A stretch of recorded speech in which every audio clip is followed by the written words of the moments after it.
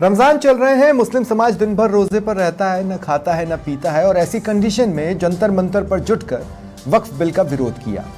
मतलब साफ है, या तो वो डरे हुए हैं या डराए गए हैं, या फिर बिल में कुछ तो ऐसा है जो शायद मठाधीशों को डरा रहा है और इसलिए इसे धर्म युद्ध का नाम दे दिया गया। नमस्कार, वक्त है प्रश्नकाल का। आपके साथ मैं हूं स्वप्निल। वक्फ बोर्ड हमेशा से सवालों के घेरे में रहा है। देश के लिए क्या योगदान दिया, कितने लोग बता पाएंगे? तो इतने सालों बाद अग्नि परीक्षा देनी पड़ रही है। हालांकि सरकार को भी बताना चाहिए कि जेपीसी के जरिए एक कार्ड चला या जेपीसी अपने मूल अर्थ को साकार कर पाई। और अंत में एक सवाल, कुर्बानी के लिए तैयार रहना होगा। क्या यह देश के खिलाफ जंग का ऐलान है? आज इसी पर चर्चा करेंगे। मेरे साथ जो गेस्ट जुड़ रहे हैं आपको इंट्रोड्यूस करवा देता हूं। बीजेपी प्रवक्ता नवीन शर्मा मेरे साथ हैं, कांग्रेस प्रवक्ता प्रतीक सिंह मेरे साथ जुड़ चुके हैं, अब्दुल लतीफ आर्को जी मुस्लिम स्कॉलर हैं, नसीर भाई समाज सेवी हैं, उत्तर प्रदेश से मेरे साथ जुड़ रहे हैं, और विपिन भारद्वाज राजनीतिक विश्लेषक। आप सभी का स्वागत है समाचार प्लस पर। नवीन जी, आपसे शुरुआत कर रहा हूं मैं। जेपीसी क्या मतलब मन का करना था, फिर भी जेपीसी एक कार्ड के तौर पर बनाई गई, या जेपीसी सचमुच अपने मूल अर्थ में होनी चाहिए थी? मतलब जेपीसी में क्या होता है, जितने लोग जुटे हैं सबका सुझाव लें, सबकी बातों को सुने और चीज़ों को इनकलकेट करें, पर हमें किसी का सुझाव नहीं लेना, हमें अपनों के ही सुझाव डालने हैं। ये जेपीसी का मकसद नहीं होता है मेरे हिसाब से। तो क्या जेपीसी को आप लोगों ने सिर्फ एक कार्ड की तरह इस्तेमाल किया? दरअसल मकसद तो ये होना चाहिए, राष्ट्र में कुछ भी असंवैधानिक अगर हो रहा हो उसको ठीक करने का काम किया जाए, उसके लिए लामबंद हुआ जाए, उसके लिए अगर बिल लाने की आवश्यकता है तो लाया जाए, या और कोई विधि तरीका प्रारूप उसका अगर बनता हो वो जिम्मेदार सरकार के द्वारा किया जाए। तो ये असंवैधानिक अगर कुछ हो रहा था तो वो अटल जी को समझ में नहीं आया, उनके राज में समझ में नहीं आया? मतलब क्या ऐसा कहा जा सकता है? क्या अटल जी के समय पर किए जाने वाले कार्य नहीं हुए थे, या ऐसा मान लिया जाए कि सारे कार्य वही हो जाने थे? अगर कोई कार्य छूट गया है और उसको आज अगर परिणति उसकी की जा रही है तो यह प्रश्न सर्वथा अनुचित है कि तब क्यों नहीं हुआ? लेकिन यह प्रश्न उचित है कि आखिर आप मुस्लिम समाज को समझा क्यों नहीं पा रहे हैं? क्योंकि आप तो पहले दिन से कह रहे हो सबका साथ नहीं मिल रहा आपको। उसका कारण मैं आपको समझा देता हूं। क्योंकि मुस्लिम समुदाय को समझाने के लिए कुछ ऐसे लोग मुकर्रर हो रखे हैं जिन्होंने नहीं समझने देने का ठेका ले रखा है और वो शाहीन बाग बनाने पर आमादा हैं। बड़ा आंदोलन क्या आप लोग बार बार शाहीन बाग कह के किसकी छेड़ी ले रहे हैं? देखिए, छेड़ी से मतलब नहीं, ना किसी को छेड़ने का उद्देश्य है और तो ना शाहीन बाग गुजर देना अपने हर बयान में क्या मतलब? शाहीन बाग का जो सिस्टम था, एक नरेटिव सेट करके मासूम लोगों को जो उसकी एबीसीडी तक नहीं समझते थे उन लोगों को एक मिसगाइड करके उनका माइंड वॉश करके रोड पर उतार दिया गया और दोबारा ऐसी का प्रयास किया जा रहा है। नवीन भाई, मुझे प्रश्न था कि आप उनको संतुष्ट क्यों नहीं कर पा रहे हैं? इसलिए नहीं कर पा रहे हैं क्योंकि उनके जो समझाने के जो ठेकेदार हैं वो नहीं चाहते कि एक कौम इस चीज को गहराई तक समझे और कहीं सुधार हो। नहीं, पर आप समझा भी नहीं रहे। उसका कारण मैं आपको प्रॉब्लम क्या है कि आप समझा भी नहीं रहे। समझाने की पर्टिकुलरली आवश्यकता है ही नहीं स्वप्निल। क्यों नहीं है? जो बिल को पढ़ेगा उसको समझ में आ जाएगा। आज भी कहा यह जा रहा है कि वक्फ बोर्ड को खत्म करने की तैयारी ये इस बिल में है, जबकि आप भी जानते हैं, मैं भी जानता हूं, और हर वो आदमी जिसने इस बिल को पढ़ लिया वो जानते हैं कि खत्म करने की तैयारी नहीं है, ये संशोधन की तैयारी है। इसमें जो गैर संवैधानिक है उसको संशोधन के लिए ही ये प्रयास किए। एक सवाल और है मेरा ये कहना है कि इतने लंबे सफर में, इतने लंबे वक्फे में जो आपने 11 साल पूरा हो चुका है लगभग, इसमें एक ऐसा मुस्लिम चेहरा आप क्रिएट नहीं कर पाए अपनी पार्टी के भीतर जो मुस्लिम समाज को समझा पाए, दूसरे लोग आकर उनको भड़का ना पाए। बड़ी अजीब सी स्थिति नहीं है? ऐसी बात नहीं है कि ऐसा कोई चेहरा तैयार नहीं कर पाए, पर दरअसल परेशानी यह है कि जब लोग या कोई समुदाय विशेष, मैं सिर्फ व्यक्तिगत मुसलमानों की बात नहीं करता, अगर सनातन धर्म भी किसी सनातन धर्म की बनाई हुई पुस्तक के मुताबिक चलना चालू करे और संविधान को साइड में उठाकर संविधान को उठाकर साइड में रखे, तब उस कंडीशन में सनातनियों को समझाना भी भारी हो जाएगा, जैन को समझाना भी भारी हो जाएगा, बौद्ध को समझाना भी भारी हो जाएगा। तो दरअसल जो मामला यह है कि उन लोगों को समझाना बड़ा मुश्किल है जो चलना शरीयत से चाहते हैं, संविधान से नहीं चलना। ठीक है, आर्को साहब, क्या मुस्लिम समाज या all India Muslim personal law board victim card खेल रहा है? मैं ये इसलिए पूछ रहा हूं कि बार बार जब भी मुस्लिम से रिलेटेड कोई भी चीज केंद्र सरकार करने जाती है तो विक्टिम्स की तरह मुस्लिम सड़कों पर आ जाते हैं। क्या विक्टिम कार्ड खेल रहे हैं, और या फिर अलहदा वक्त पर वक्फ लड़ाई करवा रहा होता है कि ये गांव की जमीन हमारी, ये संभल की चौकी की जमीन हमारी, क्या करवा मतलब वक्फ की इंपॉर्टेंस क्या है? देखिए, दरअसल बीजेपी की जो भी नीयत है वो साफ है कि वक्फ की जमीनों पे ये कब्जा करना चाहते हैं। वक्फ के पास जो जमीनें हैं वो जमीनें हैं जहां कब्रिस्तान है, मस्जिदें हैं, दरगाहें हैं, और वो जमीनें जो मरने से पहले आदमी दान कर देता है, वक्फ कर देता है, भाई मुझे इसके मरने के बाद इसका सवाब मिलेगा, वो तमाम जमीनें हैं। नहीं, लेकिन बिल में आरको साहब 2 सेकंड, आरको साहब, बिल में एक ऐसी लाइन या एक ऐसी चीज बताए ना जिससे ये पता चले कि हाँ इससे सरकार कब्जा कर लेगी। देखिए, ये जो अमेंडमेंट ला रहे हैं उस अमेंडमेंट के अंदर पहली चीज तो ये हिंदुओं को इसके अंदर कंपलसरी, 2 लोगों को तो कंपलसरी है, ज्यादा कितने भी हो सकते। तो हिंदू आपके भाई नहीं है क्या? आपके माइंड फ्रेम पर आकर ऐसा कोई सेक्युलर चेहरा नहीं होगा जो आकर आपका साथ दे सके? नहीं, मुझे एक बात बता दें, तमाम जो अधिकार जो वक्फ बोर्ड का ट्रिब्यूनल है उसके भी पावर अब कलेक्टर के पास चल जाएंगे। कलेक्टर के ऊपर कमिश्नर भी होगा, कमिश्नर के ऊपर और भी चीजें रहेंगी, सचिव तक भी स्थितियां जाएंगी। दरअसल जो नियत है, नियत तो साफ दिख रही है, किसी भी तरह से वक्फ को सरकार अपने कब्जे में लेकर और अपने चहीतों को, क्योंकि सरकार के पास अब चहीतों को देने के लिए कुछ बची नहीं है जमीनें, और वक्फ के पास जो जमीनें हैं वो अपने चहीतों को कैसे बांटे। नहीं, लेकिन वक्फ एक बात है, कानून जो बना आरको साहब का कानून है, आरको साहब एक बात है, से रोकता है। एक बात है, अगर वक्फ मान लीजिए कि एक हाथी से भी विशालकाय एक बॉडी है और वो देश के निर्माण में अपनी जितनी ताकत के साथ अपनी उपस्थिति दर्ज करा सकता है और वो न करवा पा रहा हो, तो उसमें भी तो बदलाव की जरूरत है ना वक्त के साथ। देखिए, बदलाव तो अलग, बदलाव की जरूरत तो होगी, तो हम कहेंगे ना बदलाव की जरूरत है।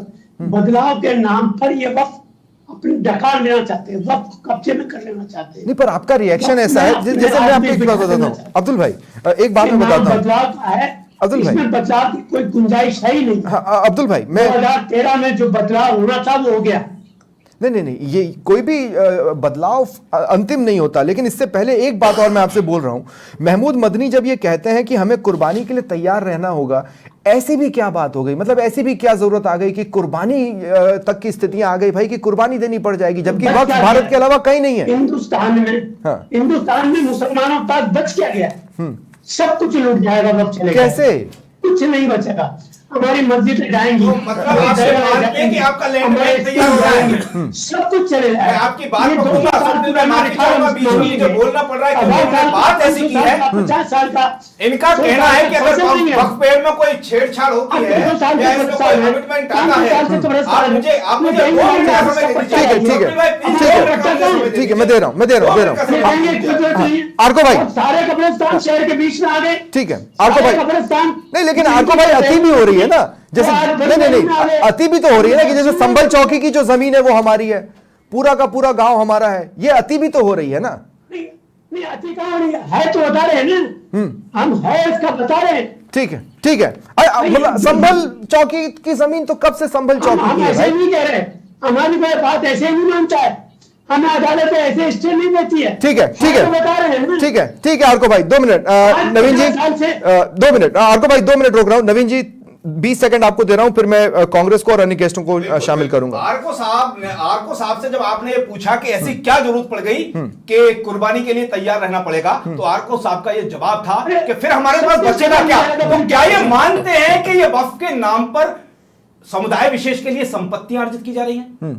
हम तो ये समझते थे धर्म का मामला है, हमें तो ये समझ में आ नहीं, रहा था, पर हमें तो नहीं नहीं नहीं ये नहीं समझ में आ रहा था, नहीं नहीं कहीं ऐसा ये नहीं, दो मिनट, नवीन भाई बस यही मुझे कहना था। एक छोटा सा करेक्शन मैं कर दूं, वक्फ की जो दुकानें हैं जो वो किराए पर देते हैं वो हिंदुओं को भी देते हैं, ऐसा नहीं है कि सिर्फ मुसलमानों को देते हैं। आप टोक में जाइए, जाकर देखिए, आपको दिखेगा, बेशक निसंदेह, और वहां पर हिंदू भाई भी उतना ही किराया दे रहे हैं जितना मुस्लिम भाई दे रहे हैं। मान लीजिए अगर 50 रुपए किराया है तो 50 ही दे रहे हैं। लेकिन क्या इसको संपत्ति के नजरिए से देखा जाए, मेरा सिर्फ यह प्रश्न है। ठीक है, ठीक है।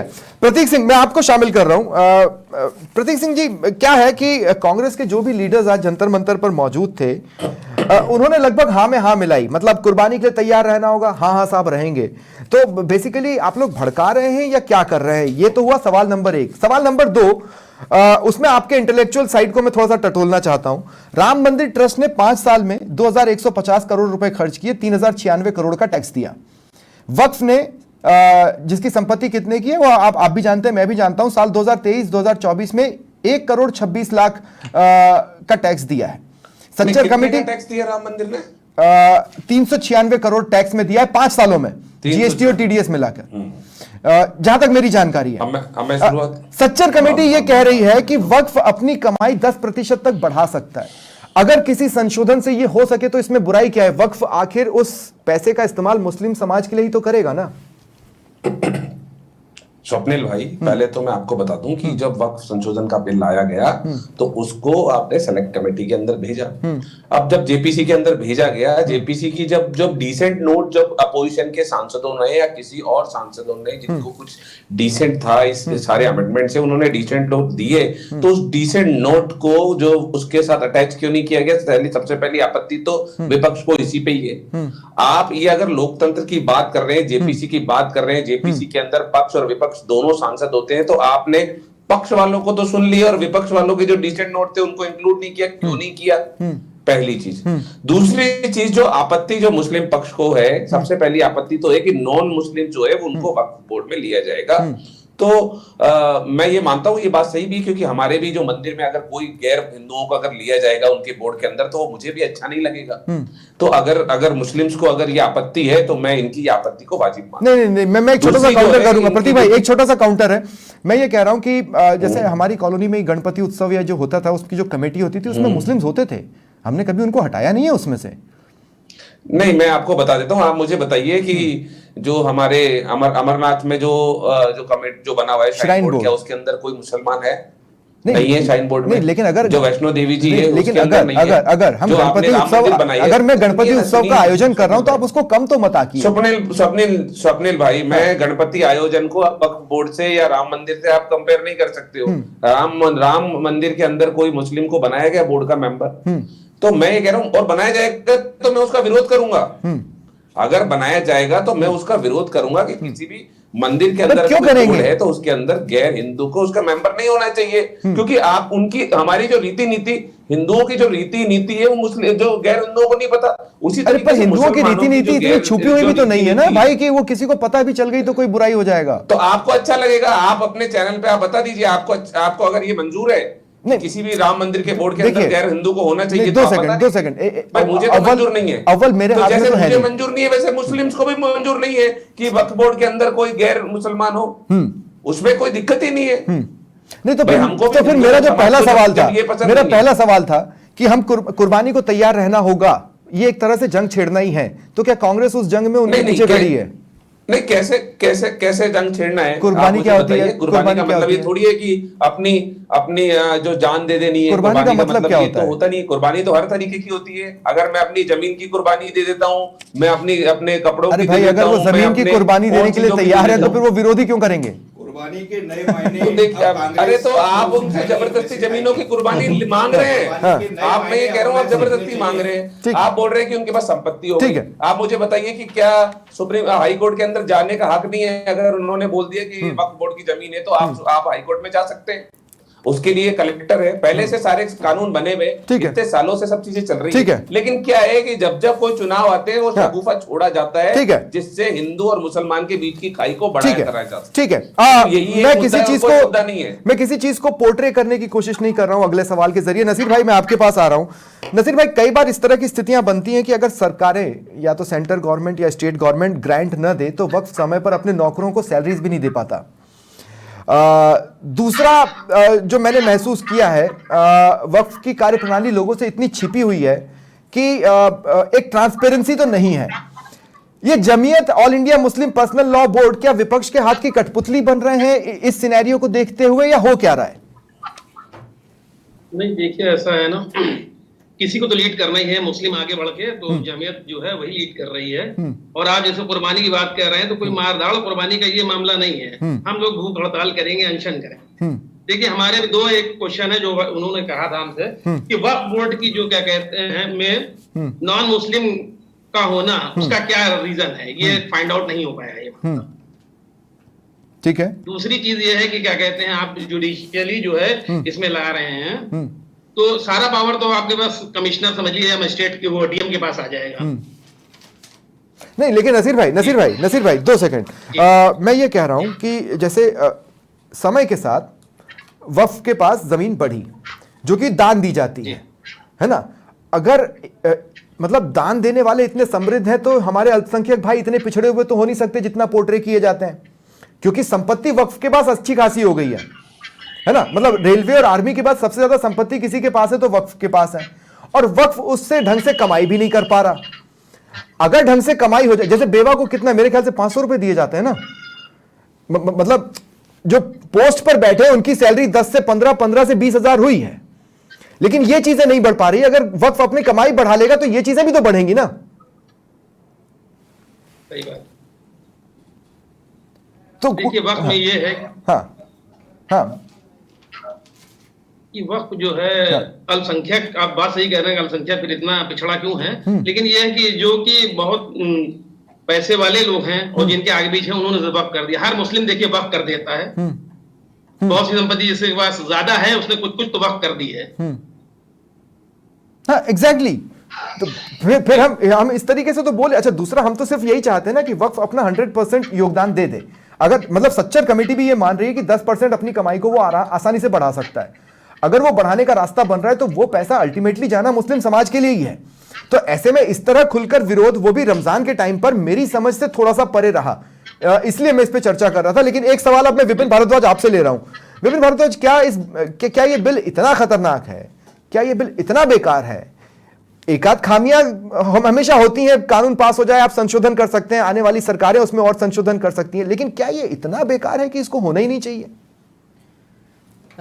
देखिए स्वप्निल सर, मैं यहाँ पर बताना चाहूँगा, वक्फ जो वर्ड है ये अरबी के वकूफा वर्ड से निकला, जिसका मतलब होता है ठहरना। अब वक्फ बोर्ड में क्या होता है, कोई भी मुसलमान भाई अपनी जमीन को दान कर देता है जनता के, मतलब समाज के हित के लिए, अल्लाह के नाम पर, अल्लाह के नाम पे, ठीक है, समाज के लिए वो उसको लोक कल्याण में दे देता है। अब 1954 में इसकी शुरुआत हुई थी, पंडित नेहरू ने जब इसकी वक्फ ये बिल पारित किया, ठीक है। अब धीरे धीरे चूंकि 50-60 साल तक कांग्रेस की सरकार रही तो उसको धीरे धीरे इस बिल में कोई इतनी शक्तियां दी गई कि 1995 तक आते आते असीमित शक्तियां हो गई थी। इनफैक्ट एक प्रावधान तो ये भी था, सेक्शन 85, तो ये भी था कि अगर कोई निर्णय देता है वक्फ बोर्ड तो आप हाई कोर्ट या सुप्रीम कोर्ट तक नहीं जा सकते। अगर जाना था तो इनके ही वक्फ ट्रिब्यूनल में जाके आप नहीं, ऐसा नहीं है कि नहीं जा सकते थे, रास्ते तो तब भी खुले हुए थे, रास्ते तब भी खुले हुए थे। मैं काउंटर कर रहा हूं प्रतीक भाई, ऐसा नहीं है, रास्ते तब भी खुले हुए थे। ये एक मिसकंसेप्शन है कि वो नहीं जाया जा सकता था, रास्ते तब भी खुले थे, लेकिन नहीं, मैं उसी आगे उसी चीज में आ रहा हूं सर। तो ये अब बात आती है कि बिल इतना खतरनाक है कि नहीं। बिल खतरनाक, पहली चीज आपने ऑलरेडी चीजें क्लियर कर दी कि जब इससे अगर कमाई 10%, सच्चर कमेटी बता रही है 10% कमाई बढ़ सकती है, मुसलमान समाज का फायदा होगा, ठीक है। और अगर बीजेपी सरकार इसमें अमेंडमेंट्स करना चाह रही है, पहली बात तो ये जो गलत माहौल नहीं किया जा रहा है, इसमें अमेंडमेंट किए जा रहे हैं, ठीक है। और अमेंडमेंट जहां तक मैं मानता हूं कि इसको अनावश्यक मुद्दा ना बना के, जिस तरह से शाहीन बाग में माहौल खराब हुआ, ठीक है, जनता परेशान होती है, मुसलमान भाई भी परेशान होते हैं, हिंदू भाई भी परेशान होते हैं, ठीक है। और इवेंचुअली देखिए, मैं ये कहना चाहूंगा, फायदा बीजेपी को ही होने वाला है इससे।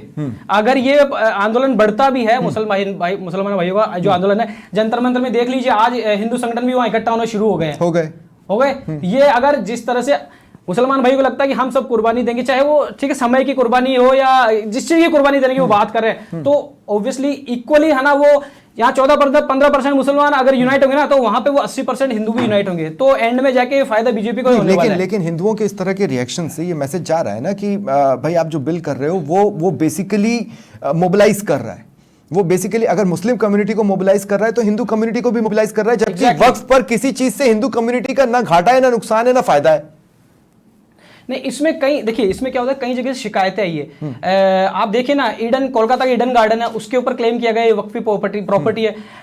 असम के जो एमपी हैं बदरुद्दीन अजमल, वो कहते हैं कि पार्लियामेंट जो हमारी वक्फ की जमीन पे बना है। कर्नाटका, बिहार, तमिलनाडु, वहां पे पूरे गांव के लिए क्लेम किया गया कि ये जमीन हमारी है। 1500 साल पुराना मंदिर, जबकि इस्लाम की जो धर्म स्टार्ट हुआ था आपके लगभग 1400 हिजरी संवत के हिसाब से देखें तो लगभग 1450 साल पहले है। तो 1500 साल पुराना मंदिर कैसे वक्फी प्रॉपर्टी से? तो इस तरह से कई ऐसी शिकायतें आई जिसकी वजह से सरकार को ये एक्शन लेना पड़ रहा है। ठीक है, मतलब वक्त की डिमांड थी आपके हिसाब से कि हाँ, एक तरह का समय बिल की लाना है, मांग लेकिन है, उस वक्त की डिमांड का आंसर ये बिल हो सकता है कि नहीं, इस पर हम और चर्चा करते हैं। लेकिन इससे पहले जो एक कॉमन पॉइंट आया उस पर नवीन जी आपका जवाब देना जरूरी है। तिरुपति मंदिर में अगर मैं गलत नहीं हूं तो करीब 18 ऐसे लोग कमेटी से हटाए गए जो कि हिंदू रीति रिवाजों को नहीं जानते थे। अगर मैं गलत नहीं हूं तो मैं संख्या मेरी ऊपर नीचे हो सकती है, लेकिन लोग हटाए गए। वहां पर तो गवर्नमेंट का भी इंटरफेरेंस है ना। अब मैं ये कह रहा हूं कि वक्फ में 2 हिंदुओं को डालना क्या मिसट्रस्ट नहीं बताता सरकार का या किसी एक सोसाइटी का किसी दूसरी सोसाइटी पर? किस तरह से माना जाए? आपने नहीं, मैं नहीं कह रहा हूं, जो सवाल आए हैं वो मैं बस क्वेश्चन कर रहा हूं। गलत सवाल है, और सवाल के शुरुआत में आपने खुद उसका उत्तर दिया। जब तिरुपति मंदिर के कमेटी में, तिरुपति मंदिर के कर्ता धर्ता कार्यकर्ताओं में जब गैर हिंदू लोगों का इन्वॉल्वमेंट, गैर पूजा पद्धति के लोगों का इन्वॉल्वमेंट हो सकता है, तो वक्फ बोर्ड में वो क्यों हटाए नहीं गए हो ना, सकता? वो हटा दिए गए। हटा दिए, क्यों हटा दिए गए? वो घटना आपको पता है, आप उस घटना से रिलेट क्यों नहीं करते? क्या घटना घटी थी आपको ध्यान में है सारा? 2 सेकंड, वक्फ के कामकाज में 2 हिंदू करेंगे क्या? वक्फ के कामकाज में 2 हिंदू ये करेंगे। आप एक वाकिफ शब्द को समझिए, जैसे भाई साहब ने अभी बताया कि अरबी शब्द वक्फ जहां से आया है, तो वाकिफ का होना बहुत ज्यादा जरूरी है। वाकिफ है जो वक्फ को जमीन देगा, तो ये वाकिफ कौन है? ये वाकिफ वो है जो उस वक्फ को दी जाने वाली जमीन का पीढ़ी दर पीढ़ी कोई मालिकाना हक अपना साबित करे, और उस हक को साबित करने के लिए यह आवश्यक है कि 2 लोग ऐसे हों जो कहें हां हम इस बात के साक्षी हैं कि यह वाकिफ हो सकता है, ये जमीन जो है इसकी पेरेंटल दर पेरेंटल वो जमीन साक्षी है। और ये जरूर 2 सेकंड, वो साक्षी मुस्लिम कम्युनिटी से क्यों नहीं हो सकता? मैं मेरी बात पूरी कर लूं। वो मुसलमान भी हो सकते हैं, लेकिन हिंदू के केस में आपको लगता है कोई मुसलमान इस तरह की गवाही देने को राजी होगा? नहीं होगा। तो बड़ी डीपली इस चीज को स्टडी करने के बाद, एनालाइज करने के बाद में है इस बिल को जो है अमेंडमेंट किया जा रहा है। नहीं, तो 2 सेकंड, हमने आप ये कह रहे हैं कि हमने पंच परमेश्वर 2 हिंदुओं को बना दिया। पंच परमेश्वर नहीं, जिन 2 लोगों को परमेश्वर एक डिफरेंट वर्ड है। एक पंच परमेश्वर ठीक है, नहीं आप ये कह रहे हो कि वो गवाही को मॉनिटर करेंगे। देखिए, वो गवाही को मॉनिटर करेंगे, वो जैन क्यों नहीं करेंगे, वो बौद्ध क्यों नहीं करेंगे, वो पारसी क्यों नहीं करेंगे, वो हिंदू क्यों करेंगे? जो काम विपक्ष कर रहा है वहां बैठ के वो काम वो आपने यहां बोल दिया क्या कि पंच परमेश्वर, वहां भी यही काम हो रहा है। समुदाय विशेष को गुमराह करने का काम हो रहा है। आप भी वही कर रहे हैं। ठीक है, पंच परमेश्वर सुनिए, ठीक है, काउंटर ले रहे हैं, प्रतीक का काउंटर ले रहे हैं। एक लाइन हो रहा है। मैं तो सिर्फ एक बात का जवाब आप सबसे, ये यहाँ भाई सब भी बैठे हुए हैं जो राजनीतिक विश्लेषक है, आप भी हैं, मैं सिर्फ एक बात आप सबसे पूछना चाहता हूं, और मेरी बात यह है कि ये जैसे वक्फ बोर्ड है, ऐसे एक जैन बोर्ड या एक सनातन बोर्ड या एक बनाइए ना, लिसन, मैं अगर इस तरह की डिमांड को लेकर लोग सड़कों पर उतर आए तो क्या कहेंगे हम? उसको कैसे मैनेज कर पाएंगे? और तब क्या ये मैनेज कर पाएगा? कॉन्स्टिट्यूशनल रहेगा? नहीं,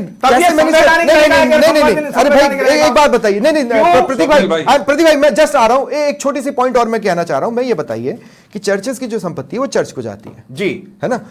मस्जिद दरगाह से होने वाली कमाई मस्जिद दरगाह कमेटी तय कर लेती है, वहां पर जाती है ना। हिंदुओं के साथ तो ये वैसे भी नहीं हो रहा। इस पर आपको कुछ नहीं बोलना है, इस पर आपको कुछ नहीं करना। स्वाभाविक बोलना है, बोल ही रहा हूं। हाँ। स्वाभाविक बोलना है कि किसी एक के साथ नाइंसाफी हो रही है, ठीक है, उसके समर्थन में इस बिल का संशोधन होना बहुत ज्यादा जरूरी है। ठीक है, प्रतीक सिंह काउंटर कर रहे हैं। हाँ, प्रतीक सिंह बोले।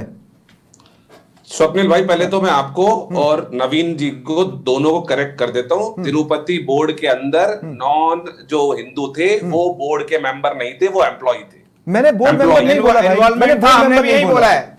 हमने बोर्ड मेंबर नहीं बोला, हमने भी इन्वॉल्वमेंट ही बोला है। अभी इन्होंने नवीन जी ने भी उसको बोला, तो एम्प्लॉय थे। एम्प्लॉय वक्फ बोर्ड के अंदर भी हिंदू हो सकते हैं, एम्प्लॉय चर्च के अंदर भी हिंदू हो सकते हैं, और किसी हिंदू मंदिर के अंदर नॉन हिंदू भी एम्प्लॉय होते हैं हमारे यहाँ पे। तो पहली चीज तो मैं ये क्लियर कर दूं। ठीक है। दूसरी बात, आपको याद होगा कोविड के समय पे एक पीएम केयर फंड बना था जिसके अंदर 50,000 करोड़ रुपए आए थे, उसकी क्यों नहीं, आप उसके लिए कोई कमेटी क्यों नहीं बनी, आपको पता है क्या? और उसके लिए अंदर जब मांगा गया आरटीआई से तो बोला ये तो आरटीआई के दायरे में नहीं आता, ना इसकी कोई ऑडिट होगी। वो 50,000 करोड़ रुपए कहां गया, उसकी तो जवाबदारी कोई देने को तैयार नहीं है, ना पीएम साहब देने को तैयार है। दो सेकंड वो 50,000 करोड़ कहां चले गए? आज नहीं है ना, बताइए। आज उस पर जवाब नहीं, आज उस पर कोई नहीं बताएगा नहीं।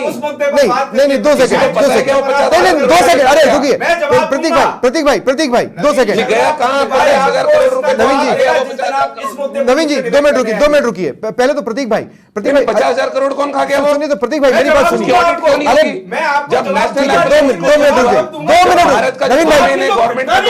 2 मिनट रुक जाओ ना यार, 2 मिनट रुक जाओ। प्रतीक भाई मेरी बात सुनो, प्रतीक भाई मेरी बात सुनो। अरे नवीन भाई 2 मिनट रुकिए, प्रतीक भाई मेरी बात सुनिए। मैं आपसे क्या कह रहा हूं, प्रतीक भाई मेरी बात समझिएगा। हम पीएम केयर फंड और वक्फ बोर्ड के जो भी फंड्स हैं हम उसको कंपेयर कर रहे हैं। पहले तो ये मुझे नहीं लगता कि कोई ये लॉजिकल कंपैरिजन है, हो सकता है मैं गलत हूं लेकिन मुझे नहीं लग रहा। से आप वक्फ बोर्ड की भाई मैं मेंबरशिप की बात कर रहा था। नहीं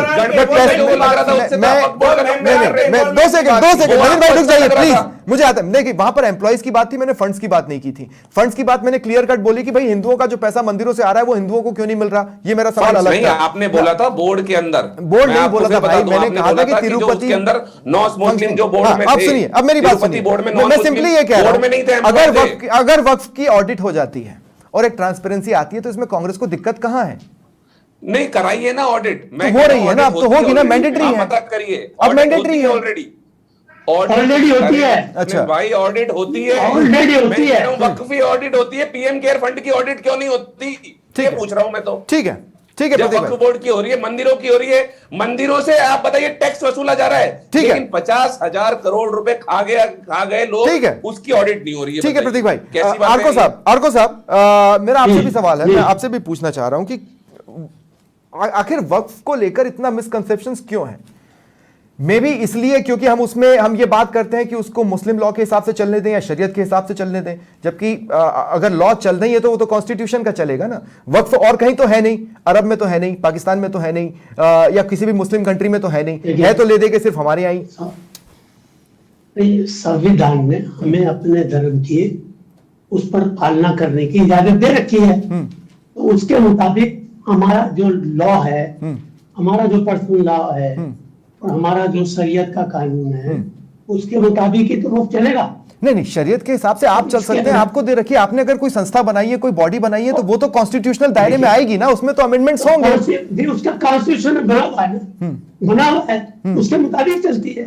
और जो भी वक्फ बोर्ड की प्रॉपर्टियां हैं वो भारत सरकार ने इसका कमीशन बनाया, उसके सर्वे होता है, उसके रिपोर्ट के बाद उसको वक्फ मानी जाती है। ये कोई वक्फ अपनी तरफ से थोड़ी कर रहे हैं, सब सरकार के कंट्रोल में।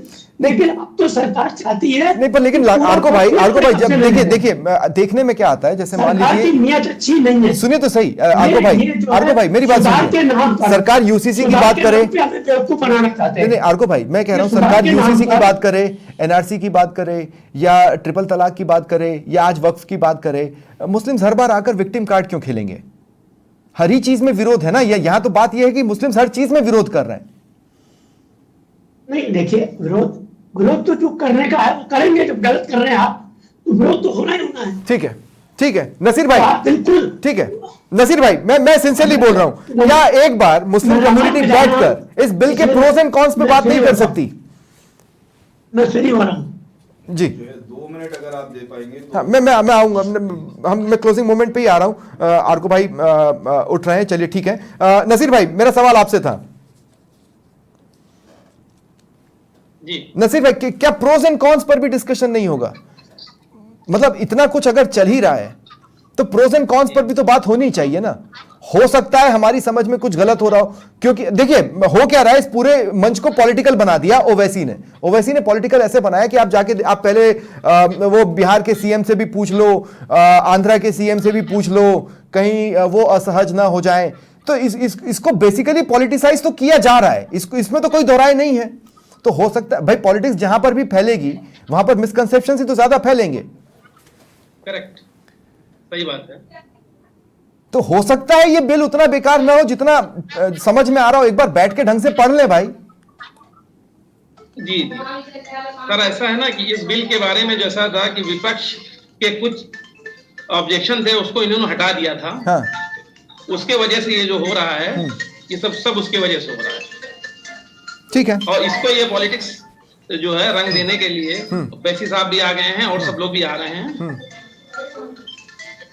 ठीक है, ठीक है। विपिन भारद्वाज जी, छोटा सा सवाल है मेरा, किस तरफ जा रही हैं चीजें? दूसरा ये जो जहां से मैंने शुरुआत की थी कि बीजेपी ने जब जेपीसी बनाई, जेपीसी क्यों बनती है? जेपीसी इसीलिए बनती है ना कि सभी को बिठा लें, सभी से रायशुमारी कर लें, सभी के सजेशंस ले लें, है ना, ले लिया जाता है, एक दो चीजों को एनकलकेट करने की कोशिश की जाती, तो ये इतना बड़ा बखेड़ा होता नहीं है ना। हुआ क्या है कि विपक्ष के सारे सुझावों को दरकिनार कर दिया गया और ले दे के कुछ ही सुझाव थे जो कि अपने मतलब एनडीए फोरम से ही आए, उन्हीं को एनकलकेट किया गया। इस वजह से ये सारा रायता फैला या फिर रायता कुछ और है? देखिए, जेपीसी का जॉइंट पार्लियामेंट्री कमेटी में क्या होता है कि जिस हिसाब से लोकसभा और राज्यसभा में जो मेंबर्स की संख्या रहती है, जिस पार्टी के जितने मेंबर्स हैं उसी रेशियो में मेंबर्स लिए जाते हैं जॉइंट पार्लियामेंट्री कमेटी में। हाँ। जेपीसी में देखिए, ये मेरा एनालिसिस है, मैं कहां तक सही है आपको बुलाया है। हाँ, इसमें यह है कि नरेंद्र मोदी या बीजेपी सरकार जिस दिन चाहना एक चुटकी में इस काम को कर सकती थी या आज भी कर सकते हैं, लेकिन जानबूझ के जिस हिसाब से जेपीसी गठित करके इसको मुद्दे को लंबा खींचा गया, ठीक है, ताकि जितनी ज्यादा न्यूज फैलेगी, एक साल से ज्यादा समय हो गया जेपीसी की खबरें आ रही है, लोगों में अवेयरनेस फैल रही है, ये भी कोई मुद्दा है तो ठीक है, लोगों में हिंदू समाज में एक सिंपैथी गेन करने का मान लीजिए वो भी एक मुद्दा हो सकता है यहाँ पर। बाकी कहने का मतलब यही है कि जिस दिन बीजेपी चाहेगी एक चुटकी में इसको खत्म कर सकती है, मेजोरिटी है, लोकसभा राज्यसभा सब जगह मेजोरिटी है, एक दिन का खेल है उनके लिए, लेकिन जेपीसी में इसको भेजना तो इस मुद्दे को वो नहीं, लेकिन जेपीसी में भेजने का फायदा भी क्या हुआ जब आपने एक भी सुझाव जो बाहर से आए हैं उसको एनकलकेट ही नहीं किया। मैं वही तो कह रहा हूं, वो करेंगे वही जो उनको करना है, लेकिन जेपीसी में भेजने का मकसद यही था कि इसको जानबूझ के मुद्दे को जितना लंबा बढ़ाया जाए ताकि उसका ठीक है चुनाव में नीतीश और चंद्रबाबू नायडू इसलिए नहीं है, आपका मेजोरिटी नहीं है, ये मत बोलिए मेजोरिटी है। चंद्रबाबू नायडू ने भी इसका क्या कहते हैं विरोध किया है और नीतीश कुमार की पार्टी ने। ठीक है, तो अभी अगले कुछ ही दिनों में तो इसको वापस सदन में आ ही जाना है ना। नवीन जी, पास करवा पाएंगे? आपके अपने लोग अपना साथ देंगे? ये बहुत बड़ा एक लिटमस टेस्ट होने वाला है एनडीए का। अगर आपको नीतीश का साथ नहीं मिलता, अगर चंद्रबाबू नायडू का साथ नहीं मिलता, ये बहुत बड़ा लिटमस टेस्ट हो जाने वाला है। होगा क्या, ये तो काल के गर्त में छुपा हुआ है। ठीक है, संभावनाएं सफलता की हैं और इसीलिए प्रयास किए जा रहे हैं। और मैसेज लास्ट क्लोजिंग नोट में यहाँ से ये देना चाहूँगा, वक्फ बोर्ड का जो सिस्टम है ये न सिर्फ गैर संवैधानिक है बल्कि गैर इस्लामिक भी है।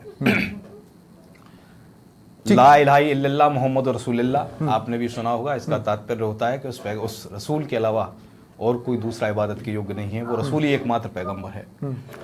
अरब, दुबई, बहरीन, कुवैत, गल्फ, कोई भी दरगाह यहाँ नहीं है, कोई भी पक्का कब्रिस्तान नहीं है। फिर मुझे समझ में नहीं आता क्यों भारत के मुसलमान पक्का कब्रिस्तान। बात है प्रोजेक्शन की नवीन भाई। देखिए, मैं बताता हूं कैसे। जब ये बिल लाया गया, सबसे पहले जय श्री राम के नारे लगे सदन में। आप समझिएगा, कल को कहीं कोई और बिल लाया जाए और कोई अल्लाह अकबर बोल देगा तो फिर उसमें एक पोर्ट्रे हो जाता है ना कि ये इस मंशा से लाया गया। जय श्री राम के नारे लगते ही कहीं ये मैसेज तो नहीं चला गया कि इसको रिलीजियस पर्पस से लाया गया। आपके इस सेंटेंस को 100% सुझाव की तरह लिया जा सकता है कि खासकर जब किसी धार्मिक विषय पर कोई निर्णय लिए जा रहे हो या कोई संसद में बहस की जा रही हो, उस वक्त कोई भी इस तरह का जो है नारा या इस तरह के कुछ मैं कहूंगा सिम्टम्स नहीं किसी भी पक्ष के द्वारा दिए जाए। ठीक है, ये मैं बिल्कुल माननी पड़ेगी। ठीक है, चलिए, बहुत बहुत शुक्रिया आप सभी का मेरे साथ जुड़ने के लिए, उस चर्चा में शामिल होने के लिए। फिलहाल इतना ही, नमस्कार।